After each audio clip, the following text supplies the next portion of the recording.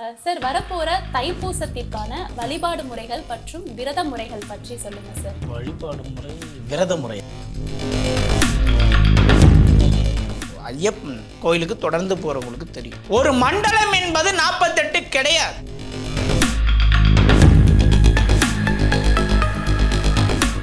முருகரே கதின்னு கிடக்கிறோம், கடைசியில் அம்பாள் பக்தனா மாறிடுவான். அம்பாலே கதின்னு கிடக்கிறோம், முருகன் பக்தனா மாறிடுவான்.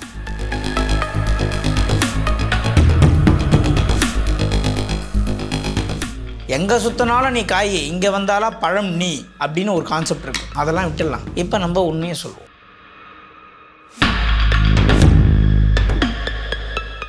அப்பொழுதுதான் முருகன் சொல்கிறார், ஏய் சிவன் வேறு இல்லை, நான் வேறு இல்லை, நான் தான்டா சிவன்றார். அதுதான் அறுமுக சிவன் வேறு இல்லை, ஐமுக சிவன் வேறு இல்லைன்னு பாம்பன் சுவாமி சொல்றார்.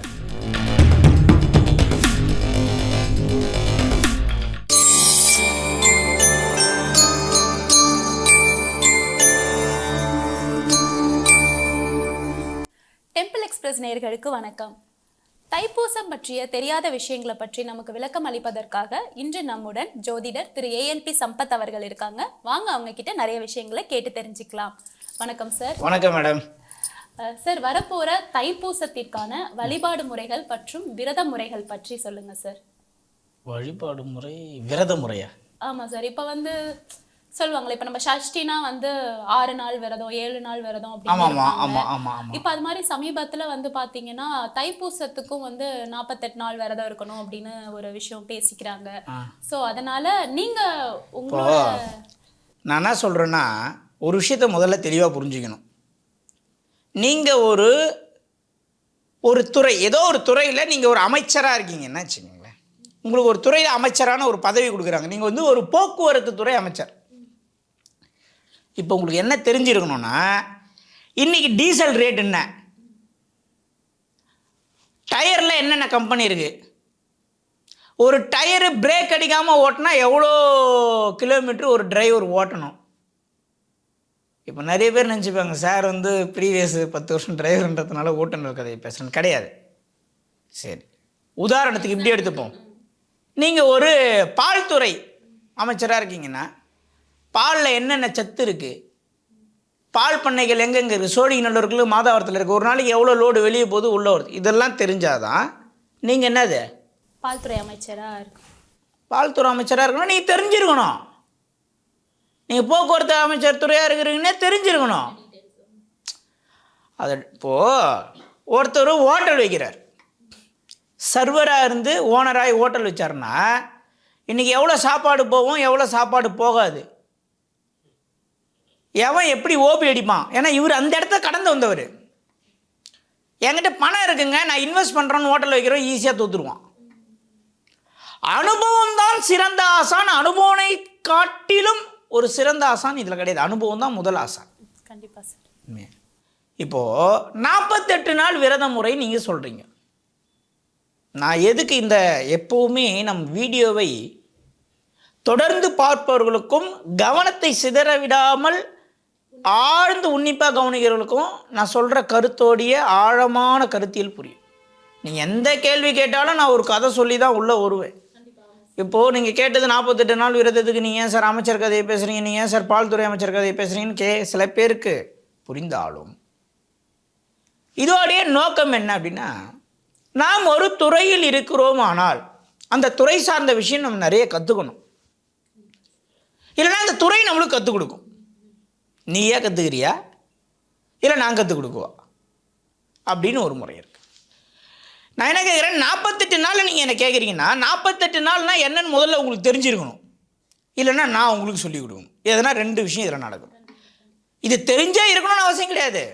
ஏன் உங்களுக்கு கட்டாயம் தெரிஞ்சிருந்தால் தான் நீங்கள் என்ன கேள்வி கேட்கணுமா? அப்படி கிடையாது. கேட்பது உங்கள் கடமை, சொல்வது என் கடமை. புரியுதுங்களா? இப்போது 48 நாள் என்பது எதை அடிப்படையில் குறிக்கிறது? முதல்ல அதுக்கு ஒரு பதில் வேணும். இப்போது வாரங்கள் அப்படின்னா நாட்கள்னு சொல்கிறோம். 7 நாள், நாட்களில் 7. இப்போ பாருங்கள், திங்கள்னா சந்திரன், செவ்வாய்னா செவ்வாய்ன்ற கிரகம், புதன்னா புதன் என்ற கிரகம், வியாழன்னா குரு, வெள்ளின்னா சுக்கிரன், சனி என்றால் சனீஸ்வரன். எத்தனை கிரகம் இருக்குது? நாட்கள். ஞாயிறுனா சூரியன். 7 நாள் வந்துச்சா? 7 கிரகத்தை உள்ளடக்கிட்டோமா? ராகு கேதுக்கு கிழமைகள் அல்ல, சரிங்களா?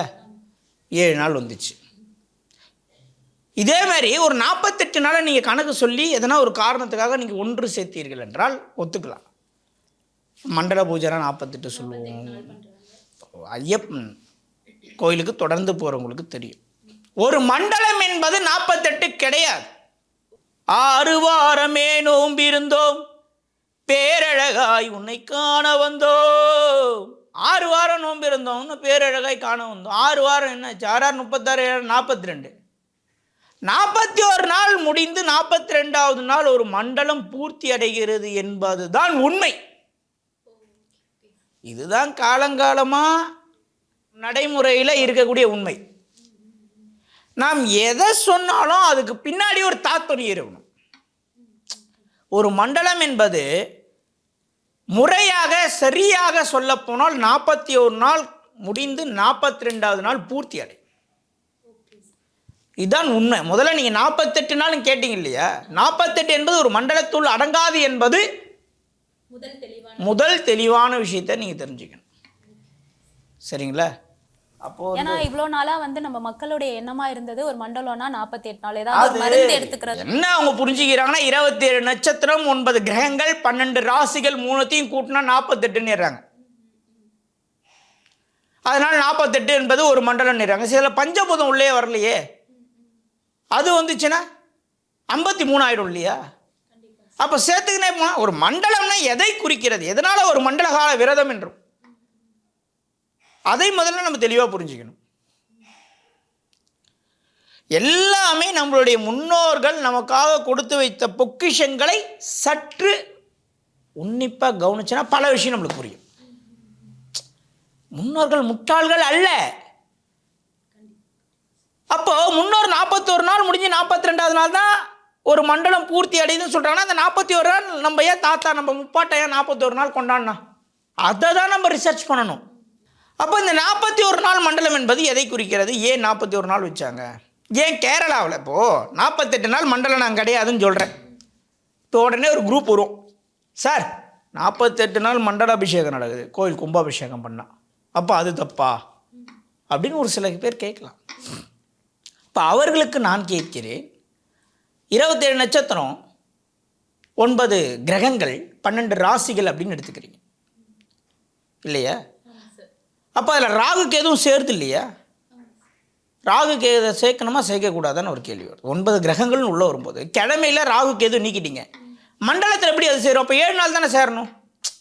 27 நட்சத்திரம் 7 கிரகம் தானே சேரணும். அப்போ ராகுக்கு ஒரு கிழமை கேதுக்கு ஒரு கிழமை இருந்தால் இந்த 9 நீங்கள் அப்படியே சேர்க்கலாம். தெளிவா புரியுதுங்களா? Okay sir. ஆமா, ஒரு நட்சத்திரமும் ஒரு நாள்னு நம்ம சொல்ற மாதிரி ஒரு கிரகங்களும் ஒரு நாளா இருக்கும்போது நம்ம 2 மிஸ் பண்ணிருக்கோம். 2 மிஸ் பண்றோம். அதுல 2 குறையுதா? கண்டிப்பா சார். அப்ப என்னாச்சு? 48ல 2 போயிடுச்சு. இப்ப 46 இருக்கா? இந்த 46ல மீதி 4 எது குறைகிறது, எதை 4 சேர்க்க வேண்டும் என்பதை மக்கள் யார் மிக தெளிவாக நம்மளுடைய கருத்தில் பதிவு செய்கிறார்களோ அவர்களுக்கு நிச்சயமாக இலவசமாக ஜோதிடம் பார்க்கப்படும் நம்மளுடைய சம்பத் சுப்பிரமணி ஜோதிட நிலையத்தில். ஏன்னா எதுக்குன்னா இதை போய் தேடணும் நம்ம மக்கள். சும்மா வீடியோ பார்த்தேன் ஒரு கருத்து சொன்னாங்க, அருமைன்னு கமெண்ட் போடுறதுலையோ தவறுன்னு கமெண்ட் போடுறதுலையோ இல்லை. தேடுங்க, தெரிஞ்சுக்கணும். இங்கே மார்பக புற்றுநோய் எப்போ வர ஆரம்பிச்சது அப்படின்னு ஒரு கேள்வி கேட்டால் அதுக்கு 1000 காரணம் சொன்னாலும் நான் சொல்லக்கூடிய ஒரு காரணம் என்னென்னா, எப்பொழுது தாலி என்பது சரடாக போட பெண் ஆரம்பித்தாலோ, மஞ்சள் கயிறை எடுத்துட்டு சரடுன்னு போட்டாங்களோ அப்போ மார்பக புற்றுநோய் வர ஆரம்பிச்சிச்சு. ஏன்னா அந்த தங்கத்துக்கு கேன்சரை கொடுக்கக்கூடிய குணம் இருக்குது. மஞ்சள் கயிறு ஏன் போட்டான்? அது ஒரு ஆன்டிபயோட்டிக். அது நோய் எதிர்ப்பு சக்தியை அதிகமாக ஒரு மனிதனுக்கு கொடுக்கும். குளிக்கும்போது பெண்கள் மஞ்சளை கயிறில் தடவன காலம் போட்டு இப்போ மூஞ்சிக்கே போடுறதில்ல, அது வேறு விஷயம்னு வச்சுக்கிங்க. அப்போது இவ்வளோ நுணுக்கமான விஷயங்களை நம் முன்னோர்கள் உள்ள வைத்த இந்த இந்து தர்ம சாஸ்திரத்தில் மண்டலம் என்பது 48 என்பது எங்கேயும் குறிக்கப்படவில்லை. மண்டலம் என்பது 41 நாள் பூர்த்தி அடைந்து 42வது நாள் தான் முடிவடைகிறது என்பது தான் உண்மை. அதனால் ஒரு மண்டலம் என்பதை 41 நாள் என்பது நீங்கள் எடுத்துக்கொள்ள வேண்டும் என்பதை முதல் தெளிவான ஒரு விஷயமாக நாம் இங்கே பதிவு செய்கிறோம்.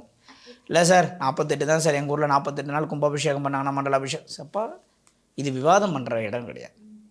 ஒரு மிக தெளிவான ஒரு விஷயத்தை கடைக்கோடியில் இருக்கும் ஒருவனுக்கு விளக்கக்கூடிய ஒரு காணொளி. நம்மளுடைய நோக்கம் என்ன? ஒரு வெற்றினா என்ன தெரியுங்களா? ஒரு ஆசிரியருக்கு வெற்றி என்ன தெரியுமா? மாணவன் நல்ல நிலைமைக்கு வர்றது. ஒரு கிளாஸில் 40 பேர் இருக்காங்க, ஒரு பையன் எல்லாத்துலேயும் சென்டம் எடுத்துட்டான், அது வெற்றியே கிட்ட ஆசிரியருக்கு அது வெற்றி இல்லை. அந்த பையனுக்கு மட்டும்தான் அது வெற்றி. ஆனால் எல்லா மாணவர்களும், அந்த 40 மாணவர்களும் 35 மார்க் எடுத்து பார்டரில் பாஸ் ஆகிட்டா அது ஆசிரியருக்கு வெற்றி. ஆசிரியர் 100% ரிசல்ட்டை கொடுத்துட்டாங்க. ஆனால் அனைத்திலும் ஒருவன் 100 மார்க் எடுத்து ஒரு மாணவன் தோல்வி விட்டாலும் அந்த ஆசிரியர் வெற்றி இல்லை, தனிப்பட்ட மாணவனின் வெற்றி. இங்கே சம்பத் சுப்பிரமணியம் ஆகிய என்னுடைய வெற்றி என்னென்னா, என் வாழ்க்கை ஒரு நாள் மாறிவிடாதா என்று ஏதோ ஒரு குட்கிராமத்தில் ஒருத்தன் இருப்பான், ஒரு ஓலை கொடிசையில் ஒரு கிராமத்தில், இந்த ராகு கேது பயிற்சியில் என் வாழ்க்கை மாறிடாதா, இந்த சனி பயிற்சியில் எனக்கு மாறிடாதா அப்படின்னு ஏன் இந்த பிறப்பை எடுத்தோம்னு நாளுக்கு நாள் வெளியே சொல்ல முடியாத இரத்த கண்ணீரை வடிப்பான். அவன் ஜெயிச்சாதான் இங்கே நாம் நேரம் செலவிடுவதற்குண்டான நேரம் சரியான நேரம் என்று நான் கருதுகிறேன். அதனால் நான் ஒரு மண்டலம் என்பது 41 நாள். அப்படி இல்லை சார் 41 நாள் கிடையாதுன்னா எல்லாம் வாங்க கேரளாவுக்கு போகலாம். சபரிமலையில் ஏன் 41 நாள் முடிஞ்சு 42வது நாளில் மண்டல பூஜை பண்ணுறாங்க, சபரிமலையிலேயே அதை வச்சுக்கிறாங்க. நம்மளாம் போய் தெரிஞ்சுப்போம். ஏன் தெரிஞ்சுக்கணும்? ஒரு விஷயத்தை தெரிந்து கொள்ள வேண்டும். எப்பொழுது ஒரு மனிதன் தான் செய்த தவறை உணர்கிறானோ அவன் ஜெயிச்சிடுறான். தான் செய்த தவறுக்கு காரணங்களையும் காரியத்தையும் சொல்கிறவன் தோற்றுருவான். இப்போ நீங்கள் சொல்கிறதே சரின்னு கூட எடுத்துக்கிறேன், 48 நாள் சரின்னு எடுத்துக்கிறேன், தப்பே நான் ஒத்துக்கிறேன். வாங்க எல்லாரும் போவோம், நிறைய ஆன்மீகத்தை பார்ப்போம், நிறைய முன்னோர்களை பார்ப்போம், நிறைய வாத்தியார்களை பார்ப்போம், கேட்டு தெரிஞ்சுப்போம். ரெண்டாவது விரத முறையை பற்றி கேட்டீங்க, பூச நட்சத்திரத்துக்கு. ஆக்சுவலாக முதல் கேள்விக்கே ஒரு பெரிய ஒரு தெளிவு கிடைச்சிருக்கு எல்லாருக்குமே. ஸோ இப்போ அடுத்தது முருகர் வழிபாடு பற்றி சொல்லுங்கள் சார். ஏன் தை மாதம் பூச நட்சத்திரம் வந்தால் தான் முருகர் வழிபடணும்னு எதனா ரூல்ஸ் இருக்கா? இல்லை சார், நிறைய நம்ம டெய்லியும் பண்ணலாம். செவ்வாய்க்கிழமையும் முருகருக்கு உகந்த நாளாக இருக்குது. இருந்தாலும் ஒரு பர்டிகுலர் நட்சத்திரம் வந்து அந்தந்த மாதத்தில் வந்து நம்ம முருகருக்கு உகந்த நாளாக சொல்லப்படுது. பங்குனி உத்திரம், சஷ்டி, கார்த்திகை எல்லாம் சொல்லப்படுது. அதாவது பூச நட்சத்திரத்து அன்னைக்கு தான் வள்ளல் பெருமான் வந்து முருகனை பார்க்குறார். இன்றைக்கும் கடலூர் மாவட்டத்திலே வடலூரிலே பூச நட்சத்திரத்தை அன்னைக்கு சும்மா கதவுகள் திறக்கும். என்ன கதவு அது? மரக்கதவா இல்லை தேக்கு கதவா? மனிதனுக்குள்ளே இருக்கக்கூடிய மாய திரைகள் திறக்கப்படுகிறது. பிறகு இறைவன் காட்சி அளிக்கிறான். எப்படின்னா இந்த வருஷம் ஒரு 50 லட்சம் சேவிங்ஸ் பண்ணிடா, 10 கிரவுண்ட் இடத்த வாங்கினோம்டா, அந்த பொண்ணை எப்படின்னா கல்யாணம் பண்ணிடணும்டா, இந்த விஷயத்தை நம்ம அச்சீவ் பண்ணிடணும்டா. இந்த மாயை திரைகளை விலக்குகிறார் இறைவன், பிறகு காட்சியளிக்கிறார். ஒன்று. ரெண்டாவது, கடக மாதம், அதாவது கடக மாதம் அங்கே வந்து சூரியன் வரும்போது ஆடி மாதம் கொண்டாடுறோம். கடக மாதம்னு ஒரு மாதம், அதான் மேடம், அதை ராசியை நம்ம சொல்கிறோம். ஆடி மாதம் அன்னைக்கு சூரியன் அங்கே வந்துடுறார். Okay okay okay sir. இப்போ மகர மாதம், அதாவது தை மாதம், மகரத்தில் சூரியன் இருப்பார். 12 ராசி 12 மாதமாக இருக்கா? ஆமாம் ஆமாம் ஆமாம். அதாவது இப்போ தை மாதம் சொன்னால் அங்கே சூரியன் இருக்கிறதுனால நான் ஜோதிடராக இருக்கிறதுல அதை மகர மாதம் கும்ப மாதம் நான் சொல்லிக்கிறேன். யாரும் குழம்பிட வேண்டாம். உங்களுக்கு புரிஞ்ச பாணியில் ஆடி மாதம் ஆவணி மாதம்னு வச்சுப்போம். இப்போ தை மாதம் சூரியன் மகரத்தில் இருக்கிறார். அங்கே வந்து பூச நட்சத்திரம்னா சந்திரன் அங்கே இருக்கிறார். ஏன் தை மாதம் வரக்கூடிய பூச நட்சத்திரத்தை அன்னைக்கு முருகனை வழிபாடும்? இதுதான் கான்செப்ட். ஒரு விஷயத்தை தெளிவாக புரிந்து கொள்ளுங்க. ஊருக்கே ரவுடியாக இருந்தாலும் தாய்க்கு அவன் யார்? பிள்ளை தான். அவனை பார்த்தா ஊரே நடுங்கும். வீட்டில் வந்தால் அம்மா திட்டுவாங்க, தொடர்பு கட்டைகள் அடிப்பாங்க. புரியுதுங்களா? அங்கே அவனுக்கு கோபம் வராது.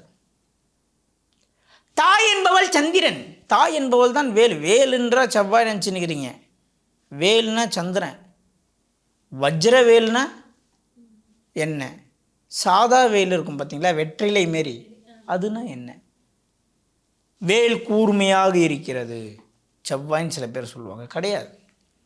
வேல் என்பவள் சந்திரன். தாயே வடிவமாக வேல் வடிவமாகி அம்மா பையன் கையில் போய் நிற்கிறா. டேய், எதிராளியை நீ வீழ்த்தணும்னா நீ அறிவில் கூர்மையானவனாக இருக்க வேண்டும் என்பதை உணர்த்துவது தான் வேல். புத்தி எப்படி இருக்கணும்? கூர்மையாக இருக்கணும். ஒரு அழகான பெண் வந்த உடனே காம இச்சையிலையோ அபிலாசையிலையோ நீ விழுந்துட்டா தோத்துருவோடா. எதிர்நாட்டுக்காரன் பொற்காசுகளையும் தங்க ஞானங்களையும் கொடுத்தா உன் மக்களுக்காக நீ துரோகம் செஞ்சிடக்கூடாது. எந்த இடத்திலுமே உன் புத்தி எப்படி இருக்க வேண்டும் என்றால், இந்த வேலாகிய நான் எப்படி கூர்மையாக இருக்கிறேனோ அதே போல் நீ இருக்க வேண்டும் என்பதை உணர்த்துவதற்காக தன்னையே வேல் வடிவமாக மாற்றி தன் பிள்ளைக்கு பாதுகாப்பாய் கையில் வந்து நிற்கிறாய் அம்பாள். பொதுவாகவே பாருங்கள், முருகரே கதின்னு கிடக்கிறோம், கடைசியில் அம்பாள் பக்தனாக மாறிடுவான். அம்பாலே கதின்னு கிடக்கிறோம், முருகன் பக்தனாக மாறிடுவான். இல்லைனா அம்பாளை வழிபடுற வீட்டில் முருகர் இருக்கும், முருகர் வழிபடுற வீட்டில் அம்பாள் இருக்கும். அம்பாளும் முருகரும் பிரிக்க முடியாத பிணைந்த ஒரு கணைப்பு. அப்போது அந்த சந்திரன் அங்கே வரும்போது செவ்வாய் அங்கே என்ன ஆயிடுறாரு? நீச்சம் ஆயிடுறாரு. ஏன் சந்திரன் வீட்டில் செவ்வாய் நீச்சம்? ஏய், ஊருக்கே நீ ரவுடி, எனக்கு யார் புள்ள? இங்கே அராஜகம், கோபம். செவ்வாய்னா வீர தீர செயல்கள், போட்டி போடுறது, அடிக்கிறது, மூர்க்க குணம் எல்லாமே ஒரு இடத்துல நீச்சமாகுது. நீ தாதாவாரு, ரவுடியாரு, அக்யூஸ்டாரு, எனக்கு நீ பிள்ளை தான்டா அப்படி என்று உணர்த்துவதனால்தான் கடக வீட்டில், தாய் வீட்டில், சந்திரன் வீட்டில் வேக தீர செயல்களை புரியக்கூடிய செவ்வாய் நீச்சம் அடைகிறார். இதுதான் கடகராசுடைய தாத்பரியம். சந்திரனுடைய வீட்டில் செவ்வாய் நீச்சம். இப்போ ஒரு மிலிட்ரி மேன் இருக்கார், ஆர்மி மேன், அங்கே போய் சுடுவார், கட கட கட கடன்னு அடிச்சு தள்ளுவார். வீட்டுக்கு வந்தாருன்னா கட்டி பிடிச்சி போகிற அம்மா அம்மா அழுவாங்க. பார்த்துக்கிறீங்களா? இதெல்லாம் தான் கிரகத்தோடைய கிரகமாக இணைக்கக்கூடியது. அவர் மிலிட்ரியில் இருக்கும்போது அவர் செவ்வா, வீட்டுக்கு வந்துட்டாருன்னா வீட்டில் வந்து நான் சுடுவோன்னா முடியாது தான். புரியுதுங்களா? அப்போது இந்த செவ்வாய் நீச்சமாகும் பொழுது அம்பாள் அங்கே வருகிறார். யார்? சந்திரன் வரும்போது செவ்வாயுடைய தன்மை நீச்சம் அடைகிறார், முருகர் சாந்தம் அடைகிறார். சண்டை போட்டுனுக்கிற மூர்க்கமாக இருக்கிற டைமில் ஒருத்தரை போய் பார்க்குறதுக்கும், சந்தோஷத்தில் ரிலாக்ஸாக இருக்கும் போய் ஒருத்தரை பார்க்குறதுக்கும் பலவிதமான வித்தியாசங்கள் உண்டு. புரியுதுங்களா? அப்போது இந்த பழனிமலைனா முதல்ல என்ன? நம் கண்டென்ட்டை எடுத்து அப்படியே கொஞ்சம் கட் காப்பி பேஸ்ட் பண்ணி முன்னும் பின்னும் மாற்றி பேசும் அன்பர்களே, இது ரொம்ப முக்கியம். நிறைய பேர் தயவுசெய்து எடுத்து பேசணும். ஏன்னா என்னுடைய நோக்கம் என்னன்னா, இப்படியாச்சும் 4 பேருக்கு போயிட்டாதா, இப்படியாச்சும் 4 பேருக்கு போயிட்டா ரொம்ப ஈஸியாக இருக்கும்ல. இப்போது 100 பேர் நிற்கிறோம் க்யூவில், ஒரே ஆளே வாட்டர் பாட்டில் கொடுத்துக்கும், 10 பேர்கிட்ட பிரித்து கொடுத்தோன்னா நாட்டக்குன்னு வீட்டுக்கு போய்டும் பாருங்க. புரியுதுங்களா? நம்ம வந்து வேலை ஈஸியாக முடிஞ்சிடும். அதனால் ஏன் இதெல்லாம் பேசுகிறேன்னா, நிறைய விஷயங்கள் நம்ம பேசுகிற விஷயங்கள் நிறைய வெளியே போயிருக்கும். செவ்வாய்க்கிழமையில் செவ்வாய் ஊரில் போய் விளக்கேற்றுன்னு ஒரு வீடியோ போட்டேன். விளக்கில் கீழே ஒரு கோலம் போடவும் வெத்தலையை வைக்கவும் நிறைய பேர் போட்டாங்க. சரி, அப்படியாச்சும் சொல்கிறீங்கள, அதுக்கு அகைன்ஸ்டாக சொல்லாமல் அப்படியாச்சும் சொல்கிறீங்கள அப்படின்னு நினச்சி சந்தோஷம்தான். ரெண்டாவது, இப்போ நம்ம சப்ஜெக்ட் உள்ள வர, இப்போ பழனி மலை பற்றி நிறைய பேர் பேசலாம், சரிங்களா? எனக்கு ஒரே ஒரு ஆசை, முருகர் நம்மக்கிட்டேயும் பேச மாட்டாரான்னு. எனக்குலாம் அந்த பாருங்களேன், இந்த இறைவன்கிட்ட பேசுகிற விஷயம் எப்படி எனக்கு இறைவன் பேசுவார்னு எனக்கு தெரியல. எனக்கு காதில் என்ன சொல்லுவாரா? எனக்கும் தெரியல சார், என்கிட்டே இல்லை, எனக்கும் தெரியல. கனவுல சும்மா ஏதாவது நம்ம கோயிலுக்கு போகிற மாதிரி ஒரு விஷயம் தோணியிருக்கோம், அவ்வளோதானே தவிர பேசின மாதிரிலாம் ஒன்றும் தோணுதில்லை சார். சரி, ரைட்டு, பார்ப்போம். முருகர் நம்ம பேசுறது முருகர் கேட்கும். பூலகத்தில் பசங்க இதுமாரி பண்ணிகிட்டு இருக்கானுங்கன்னு அவரமாக நம்ம இறங்கி வந்து பேசினா சொல்கிறேன். இது வரைக்கும் அந்த ஒரு அனுகிரகம்லாம் எனக்கு இல்லை. நான் ஜோதிடம் பார்க்குறேன், வாஸ்து பார்க்குறேன், இது என்னுடைய வேலை. இறைவனை பற்றி நிறைய இன்ட்ரெஸ்ட் தெரிஞ்சுக்கிறேன். பழனிமலை என்றால் என்ன? எங்கே சுற்றினாலும் நீ காய், இங்கே வந்தாலும் பழம் நீ அப்படின்னு ஒரு கான்செப்ட் இருக்குது. அதெல்லாம் விட்டுடலாம். இப்போ நம்ம உண்மையை சொல்லுவோம். முருகனுக்கும் விநாயகருக்கும் சண்டை. ஏய், நீ வந்து அம்மா அப்பாவை சுற்றிட்டு பழத்தை வாங்கிட்டு போயிட்டடா, நான் உண்மையில ஊரை சுற்றி இன்னொருத்துக்குள்ள இந்தமாரி பண்ணிட்டேன்னு கோச்சிக்கிறேன். அப்போ போய் ஏறி நின்னா பழனி மலை. ஆனால் மலை எப்படி அங்கே வந்து ஏற்கனவே இருந்ததா? இவர் போகும்போது ரெடியாக அங்கே மலை இருந்ததா? இல்லை. இந்த சிவ பூதகணங்களாக இருக்கக்கூடிய நிறைய பூதகணங்களில் இடும்பன் என்ற ஒருவன், சிவபூதகணங்களில் இடும்பன் ஒருவன். அகத்தியரிடம் வரம் பெற்று, அகத்தியா வடக்கிலே இருந்து சிவகிரி சக்திகிரி என்ற 2 மலைகளை நான் தென்னகத்துக்கே தூக்கிட்டு போகிறேன்னு வரம் பெற்று வரார், தூக்கிட்டு வரார். சிவகிரி சக்திகிரி என்ற 2 மலைகளை காவடியில் முன்னாடியும் பின்னாடியும் கட்டி தூக்கிட்டு போகிறோம்ல, அதுதான் இடும்பன் மன்னர். முன்னாடி ஒரு மலையும் பின்னாடி ஒரு மலையும் கட்டி தோளில் தூக்கின்னு வரார். வைக்கிறாரு பழனியில் கீழே சிவபூஜை பண்ணணும். வச்சுட்டு சிவபூஜை பண்ணலான்னு பண்ணுறாரு. நம்ம தலைவர் என்ன பண்ணுறாரு, அண்ணன் தம்பி பிரச்சனை, நேராக அந்த மலையில் ஏறி நின்ட்டு அவட யார் இந்த சைக்கிள் இவர் பூஜை பண்ணுற கேப்பில் அவங்க வீட்டில் பிரச்சனை, அவர் மேலே ஏறி நின்றார். யார்? முருகப்பெருமான்.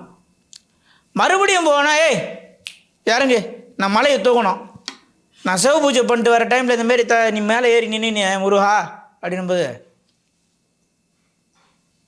மலையெல்லாம் தூக்க முடியாது. ஏன் மலையை தூக்கணும்? நான் உங்கள் அப்பாக்கே பூஜை பண்ணுறா இல்லையா, உனக்கு எப்படி நான் மலையை தர முடியும்? ஐயா இது ரொம்ப அற்புதமான கதை. நான் கலோக்கியலாக பேசி பழக்கம், நிறைய பாமர ஏழை மக்களுக்கு புரியுன்றதுக்காக இப்படி பேசுகிறேன். அதனால் யாரும் தவறாக எடுத்துக்க வேணாம். இப்போ ஒரு பாமர ஏழை மக்கள்கிட்ட போய் பஞ்சமாதிபதியாகிய காலபுருஷனுக்கு 5ஆம் அதிபதியாக இருக்கக்கூடிய சூரியனாகிய சிவபெருமானை இடும்பன் அவர்கள் பூஜை செய்து கொண்டு வந்திருந்ததால் அந்த தருணத்திலே முருகப்பெருமான் எனக்கு வராது அப்படி பேசினா புரியாது, நிறைய பேருக்கு புரியாது கண்டிப்பாக. அதனால் நான் கொலோக்கியில் பேசுகிறேன். அதனால் நீங்கள் யாரும் தவறாக எடுத்துக்கிடும். உங்களுடைய புரிதல், ஒரு ஆசிரியருடைய வேலை என்னென்னா தன் மாணவனுக்கு எப்படி சொன்னால் புரியுமோ அந்த லெவலுக்கு இறங்கி வந்து சொல்லணும். என் லெவலுக்கு நீ புரிஞ்சுக்குன்னு சொல்லக்கூடாது. அவனுக்கு எப்படி புரியும்? அவன் ஸ்டூடெண்ட்டுங்க, அவனுக்கு எந்த லெவலுக்கு இறங்கி சொன்னால் புரியுமா அப்படி சொல்லணும். அதனால் என் பாமர ஏழை மக்களாகிய என்னை ஃபாலோ பண்ணும் என் நேயர்களுக்கு நான் கலோக்கியில் பேசினேன். அவனுக்கு இது என்னுடைய கடமை, இதே எனக்கு கொடுத்த டியூட்டி, சரிங்களா? அப்போ கீழே இறங்கி வா, நான் வரமாட்டேன், வா நான் உங்கள் அப்பாக்கே பூஜை செய்கிறோம்பா, நீ இறங்கு. அப்பொழுது தான் முருகன் சொல்கிறார், ஏய் சிவன் வேறு இல்லை, நான் வேறு இல்லை, நான் தான்டா சிவன்றார். அதுதான் அறுமுக சிவன் வேறு இல்லை, ஐமுக சிவன் வேறு இல்லைன்னு பாம்பன் சாமி சொல்கிறார். சிவனுக்கே உபதேசம் பண்ணிய நான் வேறு இல்லை, சிவன் வேறு இல்லை, நானே சிவன் என்று உணர்த்திய தருணம் அங்கே உணர்த்தி இடும்பனுக்கு காட்சி கொடுத்து அந்த கோமண தரிசனத்தோடு அங்கே ஆட்கொண்டார் இடும்பனை. புரியுதுங்களா? அதுதான் அங்கே இடும்பன் இருக்கார். அப்போது ஒரு விஷயத்தை நீங்கள் தெளிவாக புரிந்து கொள்ள வேண்டும். வீட்டில் ஒரு பிரச்சனை, கோச்சி நீ போய் எங்கே ஏறிட்டாரு? மலையில் ஏறிட்டாங்க, பழனி மலையில். வீட்டில் ஏன் பிரச்சனை வந்தது? அதை இப்போ இந்த காலத்துக்கு சொல்லணும்னா என்ன சொல்லலாம்னா சொத்துக்குன்னு சொல்லலாம். புரியுதுங்களா? எப்பொழுதுமே ஒரு 100 ரூபாய் நோட்டை 2ஆக கிழிக்கிறீங்க, கிழிச்ச நோட்டை 2த்தையும் ஒன்றா ஒட்டிக்கும்.